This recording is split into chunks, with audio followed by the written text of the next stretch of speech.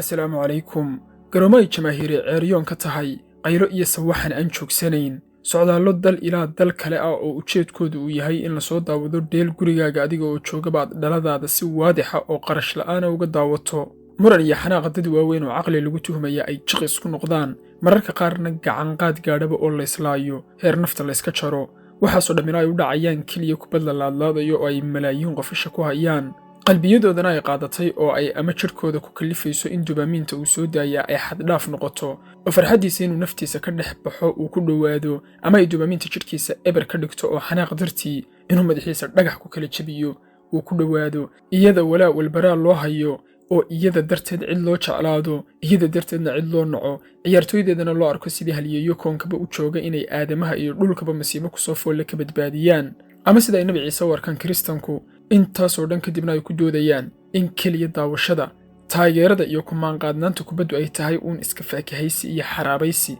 wakhtiga laysku dhaafinayo iska madadaalo balse waxaa xaqiiqo ah inay ka weyn tahay dheel iyo madadaalo wakhtiga laysku dhaafiyo ayna marayso marxalad ay ku sii siqayso inay macbuud la caabudaba noqoto ayna dhacdayba in dad badan ay ciyaartooyda qaar ilaah u arkaan sida maradoono oo kale waxay kubaddii noqotay mid ka mida qadiyadaha aasaasiga ee aadamaha waaminaaddii diinta ayay xataa meelo badan oo caalamka ama caalamka bedigiisaba ay kaga horumartay oo iyada ayaa diinta booskeedii gashay dareenkii waddaniyadeedna iyada ayaa dadka kaga saamayn badatay waxaa halkaas ka soo baxaysa markaa weydiina muxuu qofku ugu baahan yahay inuu koox taageero oo uu badiskeeda ugu farxo sidii ilmo u dhashay in laga badiyana uu uga naxo sidii ilmo ka dhintay maxayse kubadda cagtu u noqotay masalo qofka u buuxisa kaalinta ah inuu qofku u baahan yahay inuu cid uun ka tirsanaado oo cid lagu sunto aynu markan kubadda dhan kale iska taagno kusoo dhawaada mawduuceenan cusub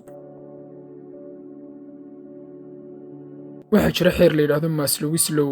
xeerka maslow oo dhigaya in qofka baahiyihiisa asaasigahi ay yihiin kuwa jidheed ee cunno cabid hurdo iyo galmaba leh kuwa u labeeyaana ay yihiin baahiyaha ammaan ee badbaadada iyo amniga uu qabo labadaas marka uu isku hubsadana uu qofku u gudbayo baahiyihiisa saddexaad oo ah kuwa uu barnaamijkeenan ku wareegayo oo ah baahiyaha bulsheed al-ixtiyaajaat alijtimaaciya baahidaas bulsheed waa u mahuraan qofka aadamaha ah isagoo qodobkaas ka shidaal qaadanaya ayuu qoraaga faransiiska ee simon kuber ku doodayaa in kubadda cagtu ay u buuxiso dadka kaalin aanay wax kale buuxin karaynin oo taageeranimada uu qof koox jamaahiirteeda noqdo fahanka laga haystaa kuma salaysna guusha kooxdaas amaba wax kale oo gaara oo kubaddaas cagta la xidhiidha ee taas beddelkeeda waxa uu ku salaysan yahay baahi bulsheed baahi uu qofku u qabo inuu cid uun ka tirsanaado oo lagu tiriyo isbahaysi inuu cid la ahaado oo kooxuu ka mid ahaado sidaas ayuu ku doodayaa kuubar waxaana isaga iyo aqoon-yahanada fikiradaas ku taabacsaniba ay xidhiidh xooggan ka dhexaysiinayaan taageerada uu qofku koox jamaahiirteeda ka mid noqonayo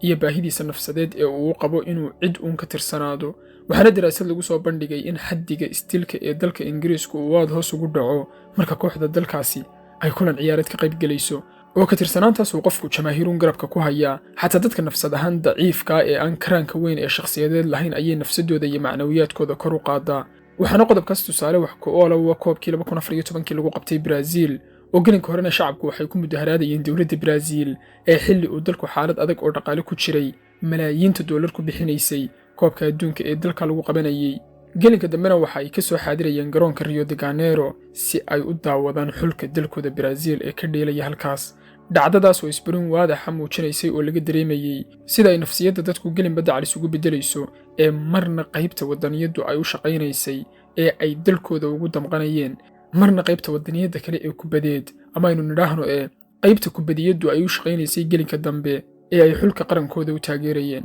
Ernest Becker oo ah antropolojiyahan ku xeel dheer culumta aadamaha ayaa ku soo tabinaya aragtidiisa daaran samaynta halyeynimada ee aadamaha in aadamaha noloshiisa oo dhanba uu ku beeran yahay dareenka ka baqitaanka dhimashadu si uu cabsidaas uga guulaystana ay mahuraan tahay inuu naftiisa dhex geeyo nidaam halyeynimo oo ama isaga halyey ka dhigaya ama cidii isku bah yihiin oo uu isu arko inuu ka tirsan yahay halyeeyo ka dhigaya noloshiisana uu samaynaya macne dhaafsiisan daqiiqadahan uu hadda nool yahay qaabkaas uu bahda uu ka tirsanaanayo ku samaysanayaana 3 nooc midkood ayay noqonaysaa 1 halyeynimada diimeed ee nolosha macnaha u samaynaysa ee ka dhigaysa insaanka noolaha ugu mudan kownkan oo dhan ee ifkanba isaga loo sakhiray 2 halyeynimo shakhsiyadeed oo qof goonidiisa ugu sheeganaado waxqabad iyo fal uu sameeyey sida shakhsiyaadka aqoonta ku sheegan ee aynu naqaano gaal iyo islaamba iyo ta saddexaad oo ah halyeynimo bulshadu mujtamacu uu yahay halyeygeeda ama cidda wax ka dhabaynaysa ee bahdaas waxa ka tirsan macnaha noloshooda u samaynaysa halyinimadan bulsheed markaa qofka laba waxtarba way u yeelanaysaa.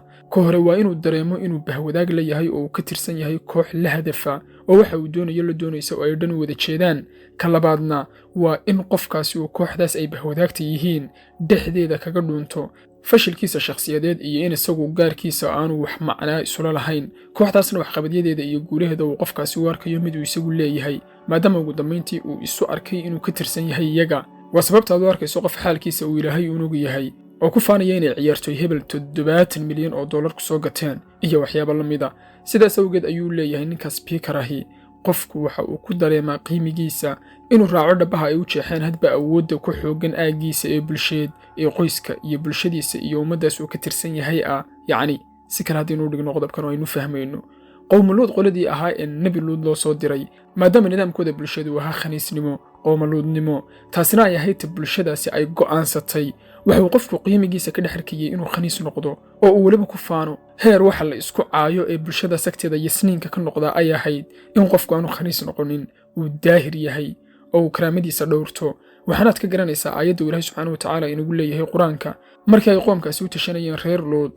acuudu billaahi min ashaydaani alrajiim فما كان جواب قومه إلا أن قالوا أخرجوا آل لوط من قريتكم إنهم أناس يتطهرون. jawaabtoodii waxay noqotay ka saara qoyska luud magaaladiinna, reer luud magaaladiinna ka saara, waaba dad isdaahirinaya oo daahir iska dhigaya. nidaamka bulsheed maadaama uu go'aamiyey in khaniisnimadu ay tahay waxa lagu faanayo, nadiifnimada iyo daahirnimada ayaa ahayd waxa la isku caayo. intan markaaynu fahanno ayaynu garanaynaa halka uu ka imanayo dareenka caadifadeed ee beerqaadaya jamaahiirta daawanaysa kubaddu iyo xidhiidhada jamaahiirnimo ee caalamka isaga tallaabay. wayna yar yihiin dadka kubadda madadaalo iyo fan ahaan u arka ee aanay caadifadooda ku ciyaarin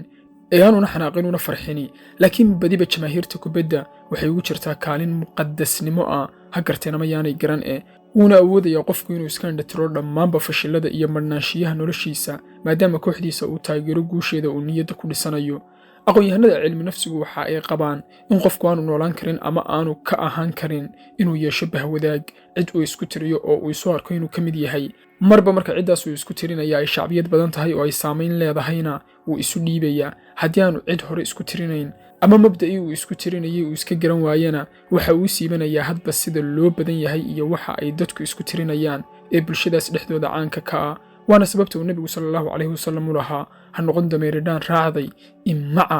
haddii ay dadku wanaagsanaadaan la wanaagsanaada, haddii ay dadku xumaadaanna la xumaada. waa aqoon-yahanada cilmi nafsigu waxay soo aroorinayaan in qofka noloshiisa shakhsiga guulo ka gaadhi waaya amaba noloshiisa qawadaa uu raadiyo ciduu isku tiriyo oo fashilkiisaasuu daah uu ku daboolo uga dhigo. jamaahiirta kubadda intooda badani ay noloshooda shakhsiga nusqaan ka dareemayaan, ay qawadsan yihiin, ay u arkaan wakhtigu inuu hayo, waayuhu inay ku xanfareen, nusqaantaasna ay guusha kooxdaas iyo isku tirinta jamaahiirteeda isku ilowsiinayaan ama booskoodii ay ku buuxinayaan. markaasuu qofku guusha kooxdiisa u arkaya rabitaankiisa oo guulaystay, nusqaantii uu nolosha ka dareemayeyna uu intaas iskaga samarsiinaya. qodobka kale ee jamaahiirta kubaddu ay iyada taageeradeeda u doorbidaan waa in kubadda wax kastoo ku saabsaniba ay wax laysla wada og yahay yihiin. haddii gool la dhaliyo, haddii faar laysu eegayo, ofsaydhka, tuushka, kaalarhka laga bixiyo garoonka dhexdiisa iyo waxyaabaa la midka taasoo marka ay ciyaar isu diyaarinayaan warwarkii badnaa ee nolosha caadiga waxa ku soo socda ay ka dareemi lahaayeen ka yaraynaysa. oo way og yihiin haddii ay goolal bataan inay guulaysanayaan,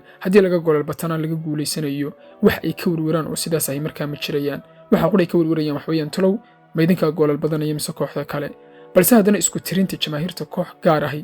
xaqiiqada nolosha waxba ka bedeli mayso. ugu dambaynta sidan uma wada arkaan dadka kubadda aadka ula socda ee ku xidhani, laakiin badigoodu siday u badan yihiin jamaahiirta adduun weynuhu kubaddu waa rajada ugu weyn ee humaaga wahmiga ee adduunka ku sii haysa. dhankaasina waa dhanka kale ee daawashada iyo taageerada kubaddu ay leedahay. macnaheeduna maaha in aynu leenahay ka yaaca kubadda oo ha daawanina ee waxa weeye ha dhaafinina xadkeeda inay tahay dheel madadaalo uun